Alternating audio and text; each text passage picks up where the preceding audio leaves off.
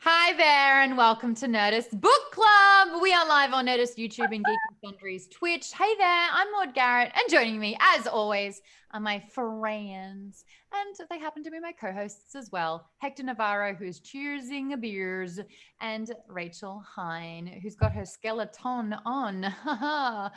Mermaid skeleton. A mermaid, a merman. Everyone is looking absolutely fantastic tonight. This is going to be a really, really cool thing. For the first time in a long time, we are tackling an entire book in 1 week talking about this. And guys, it was a scary book. I don't know how you found it, but I can't wait to talk about it. Thank you to all who are at home and joining us for this. If this is your first time, hi. Rachel's drinking, Hector's got a beer, and I'm already 2 white Russians in. So it's gonna be good. Thank you for joining us at the Nerdist Book Club. This is an online book club where we break down new and favorite books in genres like horror, fantasy, science fiction, and of course, preferably with a beveragino in hand. Tonight Beveragino. Is that a beveragino? I think that's a very... No, it would be beveragino. Well, actually, I think that the Australians have taken it and run with it on a TikTok version of popping out of random places going, is it time for beveragino? Oh, we need a beveragino. I love that. Is it beveragino o'clock? Max Bar. Oh, wow, Maude, you're doing it proper. I know I'm slouching a little bit because I am... Because white Russians. Because I'm good. I'm also a white Russian tonight. Nope. I was going to make the joke and I thought that's too easy. White Russians are affecting everything at the moment. So let's just not have it here. Tonight we are discussing The Haunting of Ashburn House. This is a book by Darcy Coates, who resides in Australia. This episode is sponsored by Source Books. That's all I got. Rach? I just sent you a message. That's it. It's sponsored. Source Books is the publisher, and they have sponsored this episode. This is the first time in a long time I've actually read pages in a book. I have missed flipping pages. And I always think that it's so exciting for horror written in pages for it to be scary, because you have control over how fast you read words. You have the ability to shut a book, and you have the ability to kind of like stop or to have the thought process and the imagination along with the words. And the very first book we ever did for Alpha Book Club, circa October 2016. 4 years ago. I think it's really fun that we're doing a haunted house gothic horror book, which was not necessarily intentional to be the same thing for our 4-year anniversary, but perfect. Totally perfect. Yeah, we did that. Hold up. Miss Necromancer, are you okay? Do we need to give you a virtual hug right now? How is everything? How are you? So Miss Necromancer, Kate is a big part of our book club community and has been. Oh, no. Is that what's happening, sweets? Yeah, let us know. Please let us. Ah, my goodness. Come close to my booze. I want to cuddle you and hold you and hold you. Miss M, the cartographer, said I had to listen to this while playing Animal Crossing and Stardew Valley. Both games very, very sweet and wonderful and a nice place to be. Got it confirmed today. Well, Miss Necromancer, we are in your corner, and whatever it is that you're going through, thank you for coming and hanging out with us and spending the evening with us. That's awesome. Or whatever part of the world you're in. I'd say evening just because. She's in Canada. She's in Canada. That's right. The book in the after show, she always says about, and it gives me like such joy every time I hear. Yeah. Well, we are going to let us know if you need anything. We're here for you, and we're glad that you're here. And hopefully, we can at least distract you a little bit from some sad news and get you thinking about some weird, scary ladies. P.S. Fuck cancer. All right, here's a little bit about the author. Darcy Coates has written over a dozen horror and suspense titles. There's been a number of them. She's done a bunch of different horror movies and books, sorry. And the reason why I say movies is because I'm wondering if The Haunting of Ashburn House, given the name, could be the threequel that is happening with the Haunting of series on Netflix. Because Mm. I don't know about you, but I definitely could see how a lot of this goes down. And Hector, did your director / acting / sort of like screenshot mind work when reading this book? Absolutely. Yeah, of course. I even listened to the score from The Haunting of Hill House from 2 years ago, the Netflix music that accompanied that show while reading this, and it matched up beautifully. So it's very much it was a real cinematic experience for me powering through this book in a week, and it at no point did I feel like it wouldn't work being adapted or whatever. I thought that it was fantastic and modern and spooky, and that was a big reason I really liked it overall. My overall thoughts were like, I can see this as a show or a movie or whatever, and it was so much fun. It was really, really fun. So yeah, But absolutely did. I don't have any clarification or confirmation on Darcy's age. She does not seem very old at all, but I have counted 20 books that she's written in the last 6 years.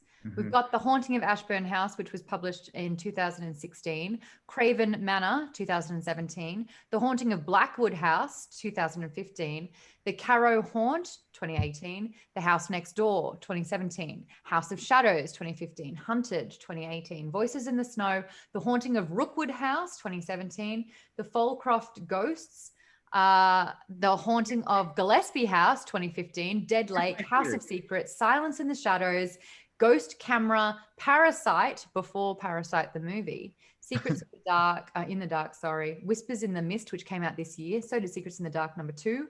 Whispers in the Mist is #3 in the sequel. Small Horrors, Quarter to Midnight, 2015.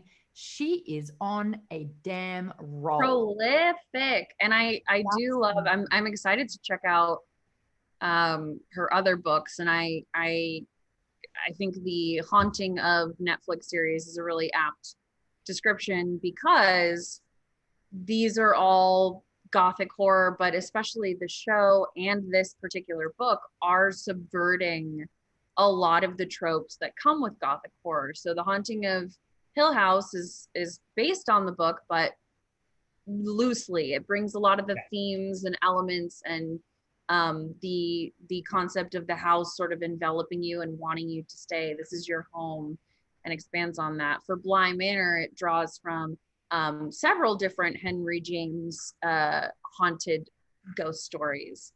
But they both series and this one, which I'm excited to talk about as someone who reads a lot of thrillers and a lot of gothic horror, takes all of the great elements of a gothic horror story, but makes something new out of it while respecting some of those themes and ideas and tropes. And I thought it was really, really well done, and reminded me of how the show twists some of those tropes as well. Totally. Let me read some comments, because I also want to mention this too before I read some comments.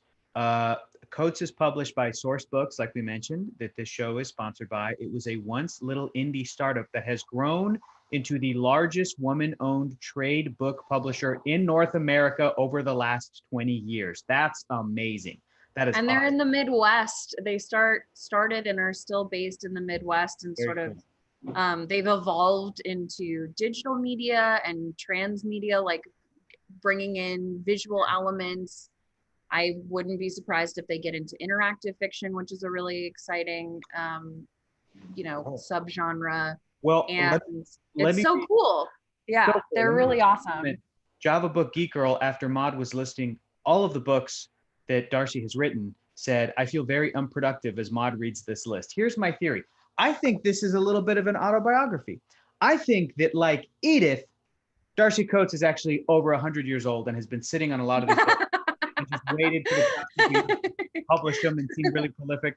I think she's an immortal. Edith, I hope she's Edith and not Eleanor. Some other comments. These are great. Miss Necromancer says, is everyone watching this while sitting in front of a mirror? Marcy says, this was a wild ride. NYX Wing 38 says, first horror book I've read in a while. Brad Easton, I am not into horror much, but this book was fantastic. Yeah, I really liked it. The cartographer, while a total scaredy cat, I do want to read more from Darcy. Yeah. There's 20 books in the last 6 years to read. She's been on a roll. A little bit more about Darcy. She has my brother's name, first and foremost. Most importantly. Darcy, as Americans say. She lives on the central coast of Australia. Guys, I spent a lot of time on the central coast when I was 19 because I dated a boy. About it. It's Sorry. so great. I'm going to talk. One of my lights went out. Oops. It's cold at work. On the after show, I will be talking to Darcy about the Central Coast. It's the Senny Coast, and there are some prolific cities there like Gosford and Erina, which I will talk to her about. She lives with Gosford her family. Park? That's England now, isn't it? Erina Fair was the shopping mall. Anyway, she lives with her family, her cats, and a garden full of herbs and vegetables. Coates is published by Source Books, as Hector has already kind of told us about. If you do like The Haunting of Ashburn House, you can actually enter to win the entire Darcy Coates collection over at sourcebooks.com. So the fact that I just read out 20 books in 6 years, and people like M, the cartographer, Michelle saying, I want to read more of Darcy, you can enter to win the entire collection. Head to Sourcebooks. I don't want to enter to win it. I probably am not allowed. I know. Sourcebooks.com. As we like to kick off everything, what were your overall thoughts of the book? And I want to ask if it scared you or not. Hector, you just finished it just now. Yeah. How'd you find it? Like I was kind of saying earlier, I really enjoyed it. I felt like the first half of the book was so interesting as a mystery that I was not actively trying to solve. I was just like, yeah, sure. I'm sure that this is going to come together in the end, but this is a cool way to tell us this story. And I felt like the main character, Adrian was the main character's name, right?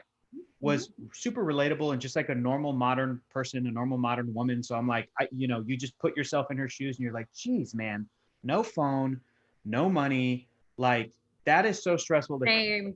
A freelance okay, I'll wait till my turn. I felt like I was back in my early 20s, poor as hell, just like, how am I going to survive? And on top of that, ghosts or whatever. So the first half was interesting enough that I was into it, even if, quote unquote, nothing felt like it happened, but it did. It was just you're experiencing the sort of supernatural stuff slowly, and the entire time Adrian is a cynic, which I think was really smart, and being like, well, I'm sure there's a reasonable explanation for this, this, and this. Then when things kicked into high gear, when zombie showed up, I was so into it at that point that I was like, sweet. And I just burned through the rest of it. I read the other half of the book today, and I spent the last week reading the first half of the book. So into it. I thought it was so fun and exciting. And I kept turning the pages thinking, how are we going to get back to any sense of normalcy after this just happened? And the writing and the characterization of Adrian and her inner monologue was clever enough and smart enough to keep me going, yeah, that makes sense. Shit, checks out. Okay, let's figure this out. Let's logic this. Let's logic this. So I really liked the way everything came together in the end. It was very kind of, and I don't mean this in a bad way, over the top sort of horror movie explanation. It's very soap opera-y, where it was like, my dearest Adrian, it was my twin the whole time. And I was like, hell yeah, dude, I am into this. This is great. It was very like, dun, dun. So had fun pretty much throughout the whole book. It was a really fun experience. Really genuinely spooky, but never too spooky where I was like disturbed, but it was spooky where I was like, this is fun. Keep telling me, it wasn't reading something where even with like the description of how the murder happened 100 years ago or whatever, I wasn't like, oh, that's just disgusting. Let me just take a break. I was like, cool. Yeah, this is spooky good. Nothing was ever too disturbing. Nothing was ever trying to out Stephen King or anything like, like nothing was ever trying to do that, but it was just like spooky fun. And I enjoyed it overall. I'm going to quickly interrupt with J Bunt Rock saying, nice change of pace from our other recent books, good action and fast paced. It got right to it. And Max Bar agreeing with Hector, saying, you're totally right, Hector. It was less of a puzzle and just more of a ride. So Rach, what was your kind of like overall thoughts with it? Well, I'm going to agree with Miss Necromancer, saying that she liked the necromancy aspect of it, as her name implies. But books like this are either ghosts or zombies, so it was neat that it was in between. And also piggybacking off of that, I think from the get-go, a freelance writer with like $20 in her pocket and a cat. As soon as it started, I was on board and felt like, oh, I wish I had, not necessarily this haunted of a house, because I don't think I would have survived necessarily, but it felt like me in my 20s to an absurd degree, of the like waiting for the freelance check because notoriously takes a long time. All of that was really clever. Ramen and noodles. Yeah, I had ramen oh noodles god, yesterday. I spent the first, like, even up until I started at Nerdist, I spent several years only buying groceries from the 99-cent store, and I had a system. You get like beans, noodles, you can have like a Mexican bowl, you can make a little pasta thing, it spoke to me on a deep level. But I also really enjoyed, having read a lot of thrillers, mysteries, ghost stories. There's usually, a ghost with some sort of, they're either evil and you have to defeat them, or they're not, secretly just need you to help them figure something out, or it's a more realistic version. It's someone trying to, scare you away from the house, which I loved that she's constantly thinking that must be what it is, like someone wants this house or something like that. But also that it combined all of those things, and I've never read a ghost story like this that played with ghosts, that played with a murder mystery, that played with magic. I will say that the entire time, the scariest part of the book for me was just like praying that nothing bad would happen to the cat. Like, it would put me on edge. As soon as she mentioned Wolfgang, I was like, oh no. I've also been watching a lot of horror movies, and the past 3 have had cats get horribly hurt, and I can watch people getting their heads ripped off, like all sorts of scary stuff. I cannot watch animal anything. Wait, which ones? I want to avoid those. Which ones, Rachel? Which ones? Well, you can also use the website Does the Cat or Dog Die, which I do quite a bit, just to like prepare myself to, if there's an animal, to like hide. Which was really good actually, but there's a cat and it's sad. One Bedroom, it's on Netflix. It's an indie one. Set in LA. If you live in LA, pretty worth it. Gosh, what was the other one? I don't remember. I've watched like 3 or 4 recently where there were animal deaths, and I have to like la la la la la la la and hide my eyes. I can't hear it. 100% with you on that, but I also just recently watched John Carpenter's The Thing for the first time. So I was also kind of a little distrustful of animals that appear. Yes, I'm like, that's hey, I mean, if you're dealing with body snatchers, then right. Yeah, there's a different, element to it. But I really enjoyed this book.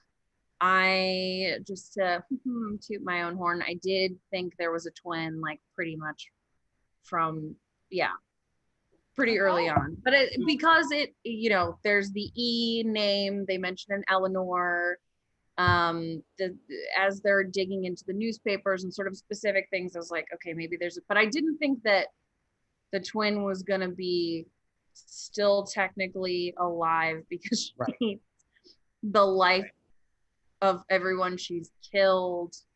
And that there were 2, like all of the specifics I didn't, but I was pretty sure there was like a secret twin. But that's the other thing about the soap opera aspect that you mentioned, Hector, is the gothic horror of it is very much like secret twin or secret wife in the attic, and beyond the sort of the zombie magic sociopath with a like witch's soul, super inventive and cool. The other part I really liked is there's no romance in it at all. Nobody has time for that. Nobody has time for that. She's broke.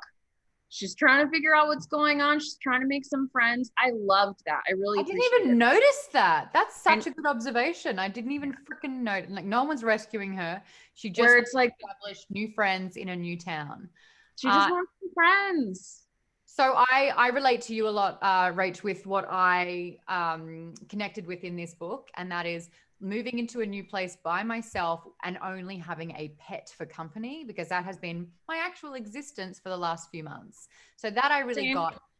But yeah, my perspective as an Australian with this, knowing that Darcy is living in Australia, was really trying to identify and connect with the small country town of Australia. And I noticed that she's done a really good job of keeping it quite ambiguous. She wasn't necessarily talking about a specific region in Australia. I think Ipsum is 100% a made up place. And I'm wondering what or where she was basing that on, but keeping it very grounded in the sense that it's just a small town and making that adjustment. But when she would prioritize the cat over herself, I was like, that's relatable. I totally understand why and how that is happening. But I actually thought that as a writing technique, I know she has cats, so I'm excited to talk to her about her connection with animals and why that was so important to have the pet as the hero as well. But for me, the cat was great. I really liked how she handled the fact that internet and phone actually really impact storytelling, because it is such a convenient way to get help, to find outside resources. So this setup where she has $9 in her bank account, she's waiting for freelance checks to come in. She doesn't have a phone. She had to make that sacrifice. There is no internet. That to me felt incredibly realistic, not convenient, like in her storytelling. And it really puts you in this picture where there are no other options. So she has to stay and fight and figure this out. I also thought the pacing was fantastic. It gave you enough of like a really creepy thing. Like when we first meet the decrepit. And so cool. I was just not expecting it. I was like, oh, is it a dead body? Oh, the dead body's moving. Okay. And it easily spelled out what its mission was. I am going to kill that idiot Adrian. And it's like, okay, yeah, that's frightening. Why though? But then but then the next 4 chapters after is her trying to find out more information about it. The one thing that I noticed throughout all of this was light the candle on Friday. I don't think we ever got a sense of what day it was during the entire book. And I really wish that this whole thing started on a Sunday and this whole thing apexed on a Friday. But the looming date of a Friday, we never got, even though it was like, light the candle, it's Friday, your family is still dead. I was always looking for a clue. Thank you, Tamaranian. We never knew what day it was. And I thought that clicking time, because like, obviously when night falls, you got that sense of dread. But for me, I really wanted it to build up to Friday. What the F happens on Friday to light the candle? Like, it's so symbolic and it had such weight behind it. Zach Goldman not knowing the day put me on edge the entire book. That's really interesting as well. Yeah. And John even went back. I checked. It never gave the day of the week. I'm going to ask Darcy 100% after this. Was that a calculated thing? Did she try both? Was it easier not knowing the day, or not easier? Was it more kind of looming not knowing the day than knowing the day? But overall, this is only the second horror book I've ever read. I really liked it. What was first? The Shining? The one we did for the very first book club. Well, but didn't we also read? We did read The Shining. All right, this is the third. This is the third. Yeah, I think this one is a really great, again, bringing the comparison to the Haunting shows, which are scary. Yeah. But they're also character stories. They're really, they're not just like a bunch of jump scares or like really, fucked up gore stuff. I also think that not having the date or not knowing what the date is, lends to her feeling of being cut off from everything. And the fact that she, before Eleanor pops up, she goes to the library and is trying to get information on the internet there. And it's such a small town that she has to really dig through the stacks, which is super fun because I love libraries. but also the knowing that a day is important almost hints that there's something she should be doing. I really liked that by the time she gets into the basement, the attic and then the basement, that she is reading this letter that if she had found on day one, none of this would have happened. Yeah. But also, how long did it take for her to get to this house? Because, you know, when we're looking at the lore of how Eleanor's powers work, which I also found super fascinating, and even the fact that she doesn't finish reading the letter, which helps also with how she ends up dealing with, it's like, oh, that would have been maybe good to finish reading this. But the door open, like the door to the right, outside. and she was aware that it was, you know, all of that was happening, and but the fact that she didn't know about really that fire would actually do something, but that she still has to light the candle, and it took her some time to kind of build back between. Okay, well, all my lights just died. It's cool. Rachel, don't freak out. Don't freak out. Look behind you. There's a woman dressed. There's no cats. They're in the bedroom. But now you can kind of see that my hair's kind of blue. So yeah, I saw that. I like it. Thanks. But that I lost my train of thought. Oh, that she still has to light the candle. And she had to build herself back up from ashes if you stopped burning the candle. So she may have already been sort of building up after Edith died. And that would explain why, because somebody earlier said that the day of the week wouldn't have made a difference because the candle had not been lit for months. Yeah. But yes. I think we just figured it out that, oh, she took months to reconstitute her form. Yeah, from ashes. For years, yeah. And now she was powerful again. So I agree with Maude. I think that at least maybe after the fact, it would have been cool if in the epilogue sort of action, if Adrian had realized, oh shit, it's Saturday today, which means last night was Friday night when she was at her most powerful, or it's Sunday, which means since I didn't light it on Friday, she showed up on Saturday night. Whatever it was, it could have been. I feel like she'd only ever been there for about 6 days throughout the entire telling of the book. So for me, it started off with like Sunday, and that's her getting the taxi to the small town. Yeah. And then like Thursday, knowing that about the Friday. But I think that she did it really successfully as well with the whole, she's at her greatest power with the moon. And knowing like every single time it was nighttime, just how bright she would use things like the near full moon, almost full moon. And that did exactly that as well. So I think the full moon became the Friday in a way. Yeah. Hey, let me ask you guys a question. I just thought of something. Because we mentioned how there's no romance. And Clever Girl said, Clever Girl said, I like that there was a good explanation as to why the letter was in the basement. Yeah, it fell through the cracks. Where's the comment? NYX Wing 38 says, ooh, I definitely like the no romance and just yearning for friendship part. Haha. Question to both of you, because I think I know my answer. No romance for Adrian, but in the story now going forward, Adrian starts to date. She brings a person back to the house. Maybe things get a little serious. If you were the person that Adrian was seriously dating, and then she had to tell you, so listen, here's the thing. I have to stay in this house for 20 to 80 years because I'm lighting a candle every Friday night, because there is a great aunt twin evil that is in the, would you stick around or would you be like, nah? She a good snuggler? Yes. Then yeah. Yeah, 100% I would. Also, be super easy to prove your point and be like, look in the mirror. What are you talking about, Adrian? There's no, yeah, that's and she's weird. like, hello. Can you read me my book? Oh my God. Also, I loved. That's a nice ending.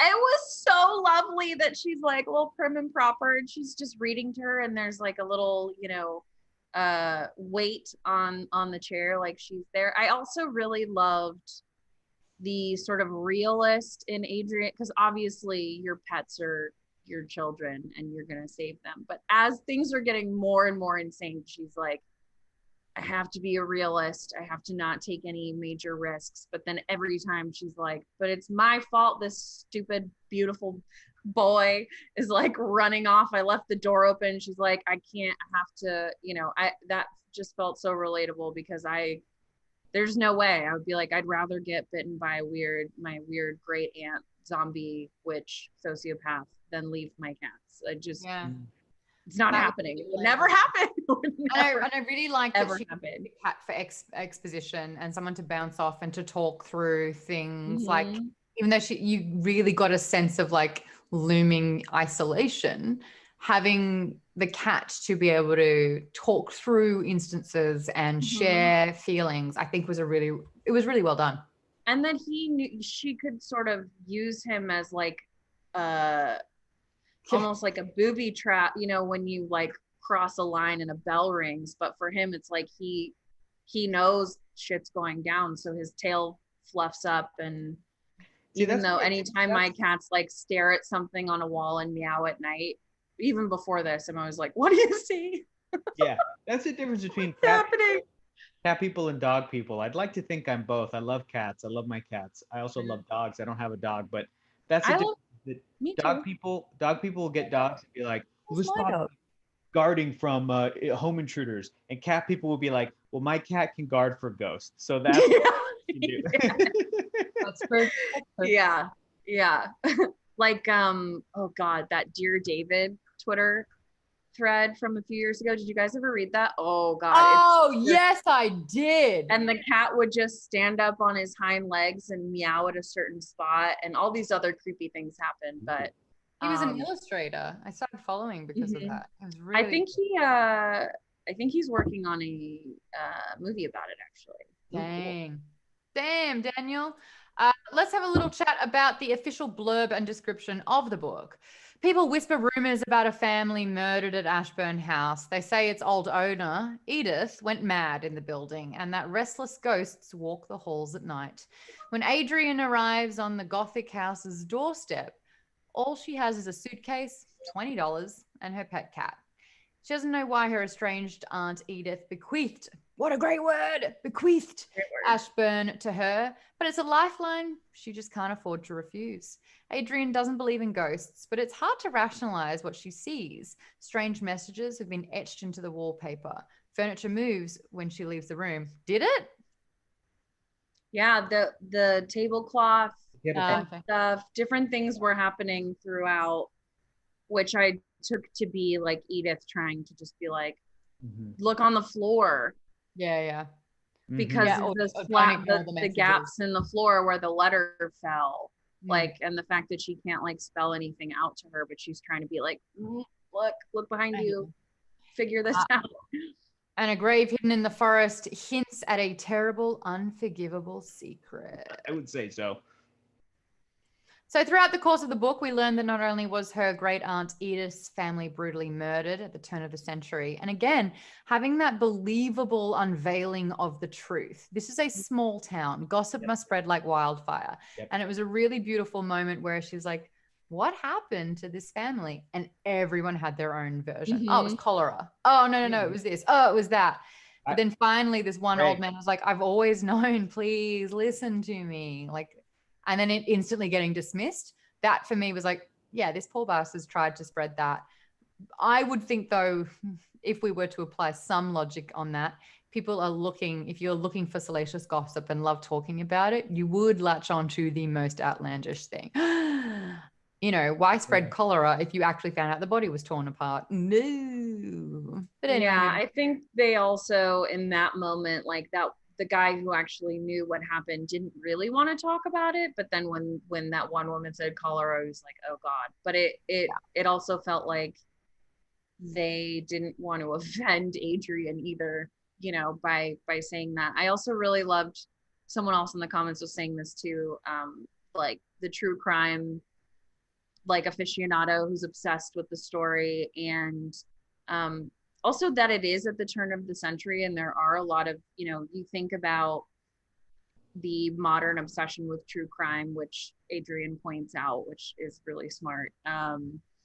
There's just no plot holes about how she questions what's happening. She feels like such a real person who's like, well, wait a second, if this was really this bad, why, you know, isn't there an American, not that she said this, but like, why isn't there an American Horror Story about it or whatever? Or what's the murder, my favorite murder?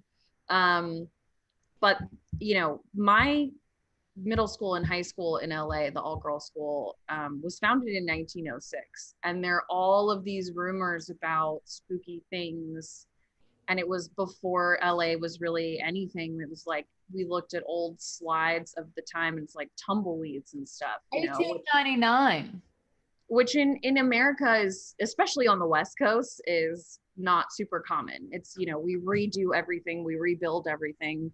You get a lot more of that on the East Coast, I guess. But and there is a lot of stuff from a certain time period that wouldn't exist on the internet, especially if there was a fire and the paper, you know, wasn't added to, you know, wasn't digitized or things like that. Yeah, it wasn't scanned or digitized. Yeah, I mean, on page 205 is one of my favorite parts of the book. I think we're all talking about the same thing, but that Darcy Coates has this character, Greg, because again, Adrian is the cynic and she's asking questions we are naturally asking. I don't understand. Mm-hmm. Adrian had her hands clasped around her cup. The coffee inside had cooled to lukewarm, but she couldn't bring herself to drink it. If the murders were really as awful as that, and if the crime was unsolved, the story would spread. There'd be books written about it, or it would be in those top 10 unsolved murders lists that float around online. People love mysteries like this. Greg made a small noise of annoyance in the back of his throat. He held up his hand and began ticking points off of his fingers. Well, to start with, the internet wasn't even a pipe dream when the Ashburns were murdered. News spread slowly back then. Ipswich was a small town and its occupants didn't put much effort into recording their history. And those top 10 lists you're talking about, don't think they include every noteworthy unsolved crime. Heck, I doubt they even list a small percentage of them. They just parrot the best known stories. How many hundreds of thousands of mysteries exist in this world? How many will you hear about? How many are left to rot in the cold cases section of some two-man police station? Adrian didn't have any answers. Exactly, Greg said, nodding as though he'd won a vital debate. Exactly. Like, that's great. I read that and I went, okay, cool. Yep. Yeah. Checks out. That was a lot of this book. I'd read it and I'd go, checks out. Okay, let's go. Really well done. It was succinct, which I find storytelling of this kind of caliber to be really, really hard to do, to have everything just explained and make sense. And for you to not spend sort of like, especially, I don't know about you, but when I'm reading horror, I want to be distracted on trying to find that loophole and pull the thread for it to not make sense, to keep into a really sort of safe space with the book. Oh, I try to solve everything for sure. I tried to solve with this one as well, actually. It was hard. No, this one I could not have predicted. Zombie ghosts.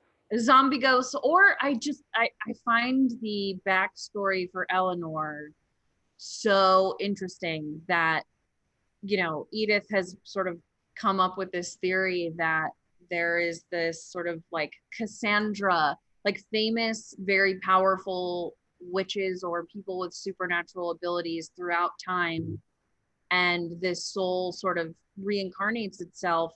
And this time it ended up in a child sociopath.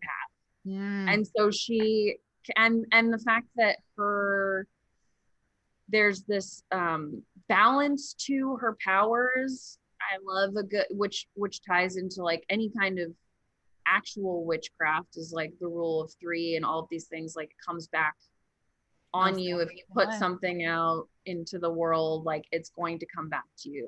And this reciprocity is sort of the balance of nature, but also that she's her own kryptonite, because she has, as a child, these concepts that, you know, she is strengthened by the moon. Same, but I'm not a sociopath and I will not murder anyone. But the candlelight is what she's afraid of, and she hasn't been above ground in so long that the flashlight, the torch, that was one we were talking about before the show. I could tell, even though the audiobook didn't have, you know, any sort of accent, that this was either in the UK or Australia because of certain words or turns of phrase. Yeah, torch was one. And so I was trying to remember, or like sport, or one other one where Adrian says about Wolfgang, bloody cat. And I went, Yes. that's it. There it is. Guys, these were all so second nature to me. I didn't flinch or like, get perturbed by any of those. Yeah. It is a I talk. read a lot of British and Australian like thrillers and horror books. So, but because she had an American accent in the audiobook, I was like, that's weird. That they didn't. Yeah. She kept it ambiguous. Yeah. Yeah. The first question I've asked everyone, and Rach, you have tapped into this big time. Did you predict any of the twists or reveals? Rach, you said you predicted that there was a twin aspect, as did other people in the chat. Listen, I did not, but I predicted, or at least I thought, as soon as the book turned and we had an evil zombie Edith trying to kill our main character, and then she went in the house, and then the pictures were changed except the little girl was still creepy or whatever. I got to a point where I went, it feels like there's more story here that we're not getting, and it feels a little too clean for it just to be a super evil aunt. Even though provided a room for her, even though I had a conflicting thing in my head where I'm like, I think there's something we're not getting, where maybe her body has been taken over by an evil murdering entity or whatever, but did not predict any of the specifics of twin, all that other stuff. I have to read this comment from the Tamaranian. I think this is a great comment. I think it's really funny. I really did enjoy this book, but I feel I must say, if I wrote this in a class and revealed the whole mystery in a letter, my professor would have handed my ass to me. I don't know about that, because when you look at the letter and all of the specifics at the end, to me all that does is like science explain stuff, but it's not necessarily coming out of nowhere to me, because everything that's been happening in the story is still happening based upon how the story set it up. Meaning, right? It's stuff that Adrian's dealing with in the house, the rules of the house, and how she's dealing with the evil Edith. Edith was supposed to pass on the legacy of, maintaining peace. Yeah, so the letter was instructional and necessary in this story. Right. Yeah, it's I think like it depends on the professor. Yeah. Because there are creative writing professors who think that they know everything ever, and they're like, well, these are the rules of writing. Like, rules in writing are made to be broken. Exactly. It ties into the story in a way that is necessary, like you guys both said. If at the end it was like, and here's what happened, and there were no reason for it in the story, that's one thing that's too much. They really keep the exposition out so much. You're like, what is happening? Why are all the paintings shifting? Why are there two versions of Edith, like in the mirror? Also the descriptions of her.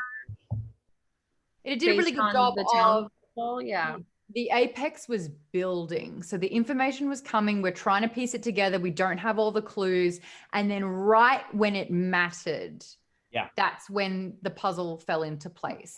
And I think that's actually a really good storytelling technique for re-readability in this case. So then now that you are armed with all that information, you can go back and be like, the panic that I had about bringing the mirrors into the place actually should have been rewarded.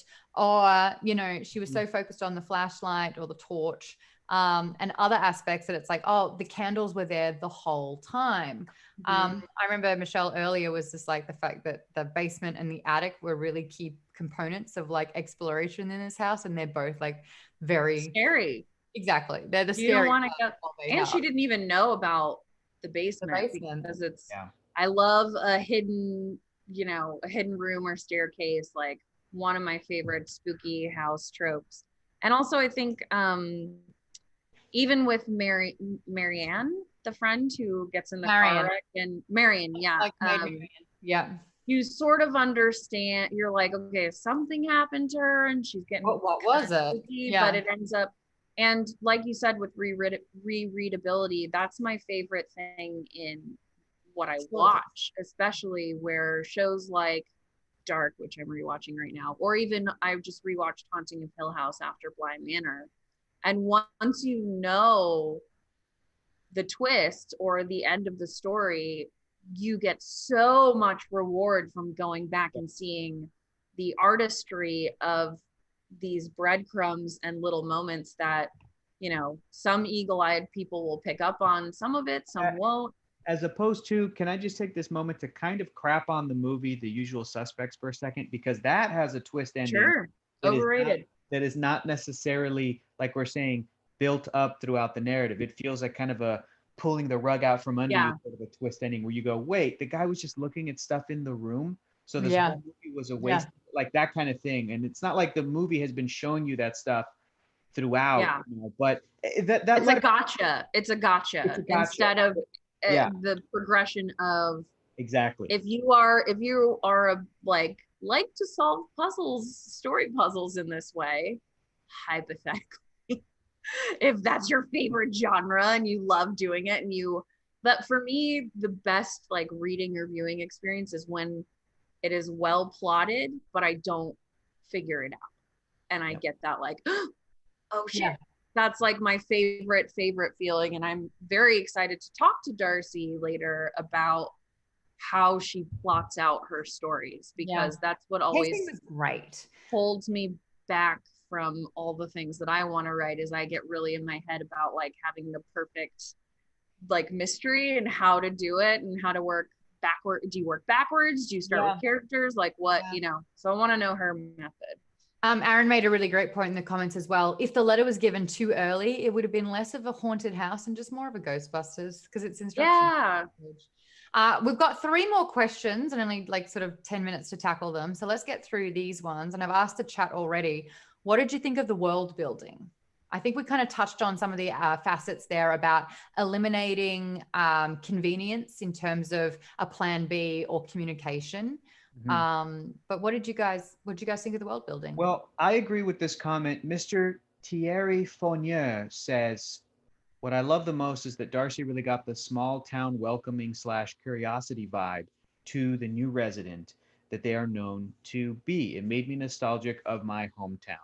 I think that is a great takeaway from the world building. And I also felt that as well. And I felt that all of the sort of town characters really added to, and the 4 women who were introduced in the beginning, they were very, very interesting throughout. So I thought that it was fantastic. Rachel. Yeah, I agree. And when those 4 women show up on her doorstep, super relatable for her to be like, oh God, I want them to be my friends. Oh God, they were laughing at me. Oh, they're dressed so fancy. And then the reveal that they like also are nervous and want to, like, that's my favorite. It's like when you feel really self-conscious, the advice I always give myself when I feel that way is like, no one is thinking about you. They're thinking about themselves the way that you're thinking about yourself. You're worrying that you're weird or awkward or whatever. And I really enjoyed that hopefulness. And then when Marion also gets hurt and Jane's like, I don't know, and she's a little standoffish, and you can just feel that like friendship heartbreak of God, I was this close to making friends, and now like they're never gonna come back here because I stupid haunted house. Stupid, I know. Yeah. Maude, what do you? I thought the world building did a really, really great job. My only thing was trying to find hints of it being an Australian small town and the differences that it would, the clues about that. Well, she mentioned the boomerang store. Did you forget that part? She mentioned that there was a boomerang. She kept it really ambiguous, and I think she did a very good job of that. And it's so interesting to hear Rachel's tellings of like torch over flashlight, bloody cat. Like, that was actually really endearing because it flew over my head because it's just so second nature for me. Yep. And then we've got John Adams saying the world building of the small town was pretty good. If anything, a little too friendly. I like that at the end, Sarah wanted to introduce Adrienne to the mailman. I think she was matchmaking. I think so too. Let them smooch. Also, is that an Australian thing though too? Because I feel like certain areas and small towns in America might not be as friendly to strangers and weirdos. I think, Australians are pretty friendly. We're more friendly to outsiders, but then we're more absolute assholes to the inner circles. So I would have liked to have seen a little bit more discourse between Marion, Beth, Jane, with that kind of hierarchy was really interesting because in my Pilates, I was the Jane for sure. That was quite and just that she doesn't want to wear makeup but she does because Jane Beth is the leader. Jay Buntrock, I love the world building, and I like this new type of witch introduced in this book. At least to me, I've just never seen or read a creature like that before. I really liked that too. I liked the fact that there were souls caught in the paintings, and the paintings were revealing, their status in a way. If you took that component out, the story would have been the same, but I think it added a nice element. And I don't know if I necessarily thought that Edith was always good. I liked that there was that air of not being able to understand who she is. I'm hearing very mixed messages. She's an outcast. She doesn't communicate with anyone else, but she left me a note and she made up my room. But then this. So like her really being confused along that way. But I think like you, Rachel, the big giveaway for me was it was E last name.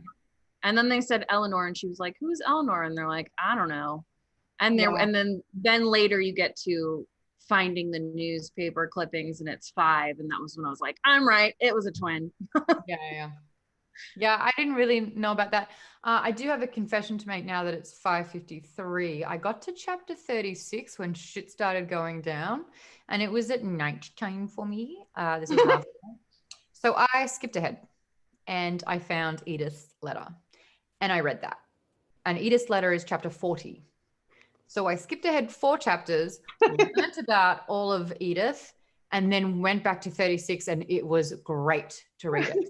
Being armed with that information made the scary parts more bearable for me. Maude. I know. I will allow it only because you get scared and you read the Wikipedias for horror movies instead of watching them. Like that to me demonstrates a real fear. And I can understand it. I don't think I was ever like scared, but I was creeped out when we first meet Eleanor and she like bites her. I was like, oh shit. You know what the most frightening word for me in this whole book, the descriptor for Eleanor that scared the shit out of me the most was that she didn't run, she scuttled. Oh yeah, scuttling, yeah. That is deeply Exorcist or Nightmare on Elm Street. Her cartilage had withered away, so the clicking was her bones crunching together. Yeah. Or that she's like hovering on the roof and just like is like, he was on the roof. That scared me. Yeah, that's spooky time. Or when she's above the floorboards too, where she hears the clicking noise and you're like, oh no. Spooky time at nighttime is to be expected, but do you guys remember when M. Night Shyamalan's movie Signs came out? One of the birthday party. That's the scariest thing because it's in the middle of the day and there's a shaky cam footage and then the thing walks by in the middle of the day. That's the scariest shit. So that image of Edith crouching on the roof at like 10 a.m. as she's inside, am I going to run to town? Maybe she's like not powerful in the day. And I could just picture the moonlight thing. She's like, she's weak during the day. She's not going to be there during the day. She's fucking there during the day. No, she's there. No, and it's you're assuming all of these rules about zombies or because it's also kind of vampire-y because by murdering people, she gets to extend her life. Daywalker. There's a lot of elements. Yeah, exactly. And it's also, I will shout out a really fun feature on Nerdist right now about the original The Witches movie in 1990 with all which like has all of these really scary images, Jim Henson puppets and makeup. But the scariest scene, and I would agree with this, has been the beginning scene with the girl. No, it's not any of the like gory stuff. It's the girl in the painting. Yeah. That shit is so messed up. And it's not all of this big stuff. It's like, oh my God, this little girl just like lives and dies in this painting. But let me tell you, if I were directing or producing the adaptation for this book into like a TV show or movie, I would be using jump scares out the wazoo up to this point. 100%. Up to this point. But in the daytime, I would do a shot where it's Adrian slow outside. And then we just like, she's like, okay, I'm gonna maybe go around the side of the house to turn the breaker on because maybe I want. No, dude, she's found the noodles on the ground and it's on her with the noodles like at the feet. Yeah. And she goes to pick it up and the camera does a 360 and she picks up the noodles and then the house is revealed behind her with this looming form at the. And I wouldn't do one of those noises. I would just make it completely silent because I know people watching would go, oh, she's right there. She's right there. I love that moment. I love when it's just in the background and it takes you. Hereditary is really good at this too, which I can't even talk about that movie because it's. But you're watching it and then your sort of sight adjusts and you see something back there and you're like, oh God. So much of this was shapes and movement in the corners of eyes, whether it be through the mirror, whether it be in a peripheral, it was just fleeting constantly. Yeah. Game Wizard, I have absolutely seen Watcher in the Woods. We haven't done a score yet. Out of 5, out of 10, out of 100, what do you score the book? Solid 4. Solid 4. Solid 4. Solid 4. Because it's a book that I had such a good time with that I can't really fault it for too much, and there wasn't anything that I actively disliked. In as far as its genre and category, I'm like, super effective book, had a great time. That's an easy 4-star, maybe even 5-star for me. I had a great time. Yeah.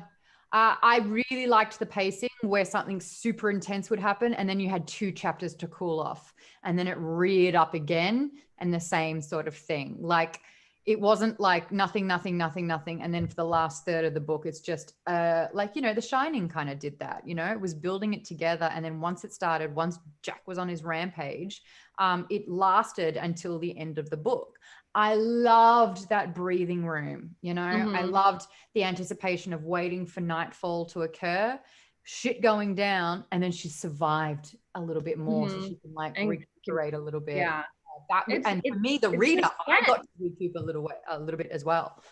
Yeah, it's suspenseful, which is my favorite kind of horror, you know, whether it's supernatural or slashers or whatever, you know, that doesn't mean you can't have jump scare moments, but you don't want all the cards to be played right away. You kind of want to like slowly get there and then something happens and then, okay, am I crazy? Like, I just love that sort of build up. Agree. I love it. I thought that was really great. Hey, Jay Bunrock, thanks so much for joining, by the way, Geekbomb Patreon. I just saw that. That's really cool. Speaking of, Max gave it a 9.5 out of 10. That's nice. Fantastic. That is nearly perfect. Jimmy Sprinkles, 5 out of 5, but I love horror. I don't love horror. Brad Easton, 5 out of 5. I couldn't put it down. I give it a 4, if not a 4.5 out of 5, because honestly, for me, I hate the horror genre. This was really palatable. It was like, I actually struggled to put it down and I was reading it at night, you know, and I was reading it at like 11:30 at night. It didn't mess with me in a very sort of like psychological way. It was entertaining, and that for a horror book and me, really, really big deal. Jay Bunt, 5. I gave it 5 clicks. Becky Miller, I'd have to say 3.5 out of 5. 3 out of 5. Sorry, I don't like horror, but I enjoyed how it was written. And then Tamaranian has to say 3.33, recurring, of course. So your call of action. Next week, we are starting Mexican Gothic by Silvia Moreno Garcia. Your homework is to read chapters 1 to 6. So you'll be stopping at 7, the first 6 chapters only. Also, the author has shared a playlist for those of you, Hector, that like to listen while reading. You can check it out on her Twitter. Cool. We are also going to start announcing our books earlier because people love to support small businesses and order from their local bookshops, which is amazing. And we do want to help you acquire these books before we start reading. Recommendations are always welcome. Just use that hashtag Nerdist Book Club or just in the reading channel of Geekbomb's Discord, because we pin all recommendations so they are available for even everyone to just kind of go in. If you need something to read, there is a list from peers to look at. We're going to be posting another poll next week. Great. Yeah. So basically we'll start the poll next week, and then the second week we'll announce the next book. So you have 2 to 3 weeks to get. Oh, that's lovely. Cool. Yeah. Which almost encourages reading ahead. No. Nope. Not really. No, it encourages ordering from a local bookstore ahead. Book, whatever way you want to. If you want to finish it because it's good, do it. Do you actually feel that way, or are you just trying to defend when you lied to us about finishing? You know what? The current standing of book club and reading, I read ahead once with Bloodline. And then since then, people absolutely finished the last book, His Majesty's Dragons, way too soon. Multiple people read ahead for that one. You included, I'm pretty sure, Rach. No, I didn't. You didn't? I wanted to. I did not. Finish the book. But Other people were on also, book my 3 problem by is the not time. you reading ahead so much as you lied to us. Deception for the sake of. No. I nearly got away with it too if it wasn't for you meddling children. Yeah. I stuffed up twice with revealing information that was just a little bit ahead. After this, though, I'm so stoked to announce, like, as soon as I found out that Darcy was Australian, there was no if or buts about it. I had to get her on a show somehow or another. She has decided that, yes, the Geekbomb Discord would be an amazing place to conduct a Q&A about the book. So Darcy Coates will be in the book club after show that takes place on Discord. If you want to get access, it is a Patreon perk. Head over to patreon.com/geekbomb for that access. And if you've missed any of the previous Nerdist book clubs, you can catch it on Nerdist's YouTube or Geek and Sundry's Twitch. Just make sure you like and subscribe. So we're going to chat a little bit more about The Haunting of Ashburn House with the author on Geekbomb, which will be sick. Yeah, even Hector. This is going to be so fun. It really is. It's going to be amazing. So that'll be great. Make sure you get your copy of Mexican Gothic, and we'll be back next week, chapters 1 to 6. Thank you all so much for watching with us every single week. It's going to be great. I'll see you at the after show. Thank you, Hector, and thank you, Rachel. Sweet. Thanks, Source Books. Bye. Thanks, Source Books.